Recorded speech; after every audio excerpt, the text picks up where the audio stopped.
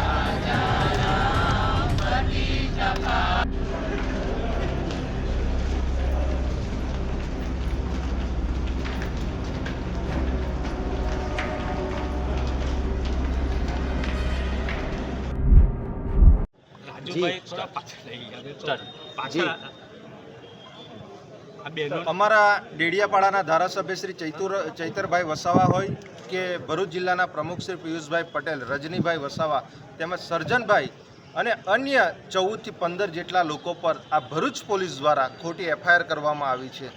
Metropolitan કંપનીમાં જે ઘટના થઈ હતી અને એ ઘટનાના ભાગરૂપે 7-8 દિવસ સુધી કોઈ પણ ભારતીય જનતા પાર્ટીના ના તો ત્યાં સાંસદ હતા, ના તો ત્યાં ધારાસભ્ય હતા. જે જીઆઈડીસીમાં જે મેટ્રોપોલિટન કંપની છે ત્યાં જે બોઇલર ફાટવાથી જે અકસ્માત થયો એમાં લોકો મૃત્યુ પામ્યા અને જે લોકો દાઝી ગયા હતા એ લોકોને કોઈ પણ જાતનું સુરત હોસ્પિટલમાં પણ કોઈ ટ્રીટમેન્ટ આપવામાં નથી આવતી.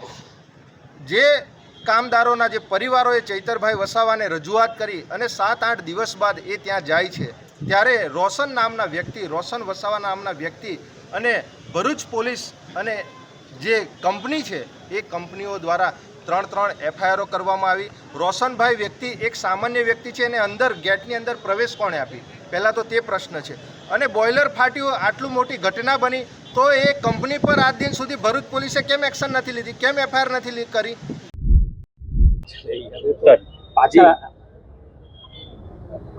અમારા ડેડિયાપાડાના ધારાસભ્ય શ્રી ચૈતરભાઈ વસાવા હોય કે ભરૂચ જિલ્લાના પ્રમુખ શ્રી પિયુષભાઈ પટેલ, રજનીભાઈ વસાવા તેમજ સર્જનભાઈ અને અન્ય 14 થી 15 જેટલા લોકો પર આ ભરૂચ પોલીસ દ્વારા ખોટી એફઆઈઆર કરવામાં આવી છે. મેટ્રોપોલિટન કંપનીમાં જે ઘટના થઈ હતી અને એ ઘટનાના ભાગરૂપે 7-8 દિવસ સુધી કોઈ પણ ભારતીય જનતા પાર્ટીના ના તો ત્યાં સાંસદ હતા, ના તો ત્યાં ધારાસભ્ય હતા.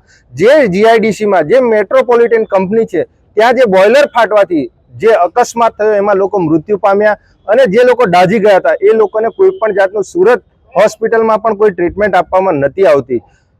જે કામદારોના જે પરિવારોએ ચૈતરભાઈ વસાવાને રજૂઆત કરી અને 7-8 દિવસ બાદ એ ત્યાં જાય છે ત્યારે રોશન વસાવા નામના વ્યક્તિ અને ભરૂચ પોલીસ અને જે કંપની છે એ કંપનીઓ દ્વારા 3 એફઆઈઆરો કરવામાં આવી. રોશનભાઈ વ્યક્તિ એક સામાન્ય વ્યક્તિ છે અને અંદર ગેટની અંદર પ્રવેશ કોણે આપી, પહેલા તો તે પ્રશ્ન છે. અને બોઇલર ફાટ્યું, આટલું મોટી ઘટના બની તો એ કંપની પર આજ દિન સુધી ભરૂચ પોલીસે કેમ એક્શન નથી લીધી, કેમ એફઆઈઆર નથી કરી? ચૈતરભાઈ એ ન્યાય અપાવવા માટે ત્યાં ગયા હતા પણ ચૈતરભાઈને વ્યક્તિગત ટાર્ગેટ કરી, એમને ટીમને વ્યક્તિગત ટાર્ગેટ કરી અમારો અવાજ દબાવવાનો પ્રયત્ન કરે છે, અમને ડરાવવા ધમકાવવામાં આવે છે, અમને ટાર્ગેટ કરવામાં આવે છે. એના લીધે જ આ ભરૂચ માં જે GIDC માં જે ઘટના બની છે એમાં 3 FIR થઈ છે. આ લોકો એકદમ નિર્દોષ છે. કેમ રોશન વસાવા પર હજુ સુધી FIR નથી થતી? કેમ કંપની પર FIR નથી થતી? એટલે આ ભાજપ દ્વારા આ એક ષડયંત્ર બનાવી અને આ આખું એ કરેલું છે. ચૈતરભાઈને એક બીજા પણ ગુનામાં આ લોકોએ ત્યાં બરોડા સેન્ટ્રલ જેલમાં એમને મૂક્યા છે. એમને 7 વર્ષની સજા છે. એટલે અમારે તો તમામ જનતાને પણ કહેવું છે કે હવે આપણે બધાએ જાગવાની જરૂર છે. ચૈતરભાઈ જેવા જે વ્યક્તિઓ અને જે આ પિયુષભાઈ જેવા એ સમાજમાં અને દરેક વિસ્તારોમાં ખૂબ ઓછા લોકો છે. આમ આદમી પાર્ટીના જે કાર્યકર્તાઓ અવાજ ઉઠાવે છે દરેક સમાજનો, ત્યાં આ ભારતીય જનતા પાર્ટી દ્વારા ખોટા કેસો કરી, ખોટા FIR કરી અને એમને ડરાવવા ધમકાવવાનો પ્રયત્ન કરે છે. એ જ બાબતે અમે આજ રોજ ભરૂચ જિલ્લા અને નર્મદાના તમામ આગેવાનશ્રીઓ આજે કલેક્ટર સાહેબશ્રીને આવેદનપત્ર આપવામાં આવ્યા છે.